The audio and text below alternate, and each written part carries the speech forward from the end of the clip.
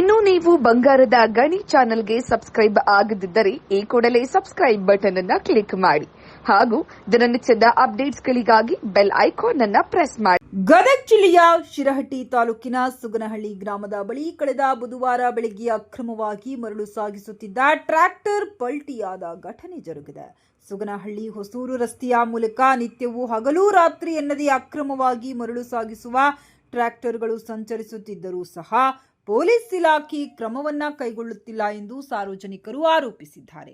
ಅತಿ ವೇಗದಲ್ಲಿ ಬರುವ ಮರಳಿನ ಟ್ರ್ಯಾಕ್ಟರ್ಗಳು ಇದೇ ರಸ್ತೆಯಲ್ಲಿ ಕಳೆದ 3-4 ತಿಂಗಳ ಅವಧಿಯಲ್ಲಿ ಒಟ್ಟು 3 ಟ್ರ್ಯಾಕ್ಟರ್ಗಳು ಪಲ್ಟಿಯಾಗಿವೆ ಎಂದು ಸುಗನಹಳ್ಳಿ ಗ್ರಾಮಸ್ಥರು ತಮ್ಮ ಆಕ್ರೋಶವನ್ನ ವ್ಯಕ್ತಪಡಿಸುತ್ತಿದ್ದಾರೆ.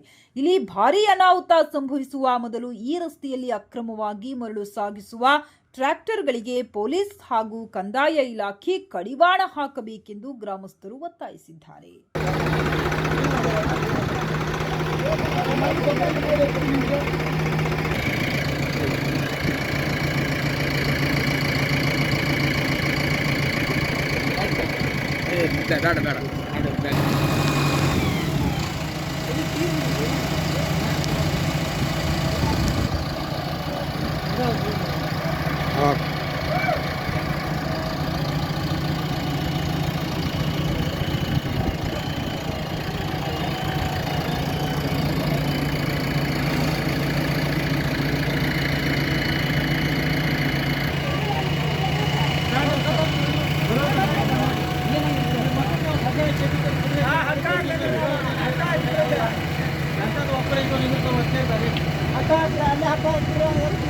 ನಾನು ಒಮ್ಮೆ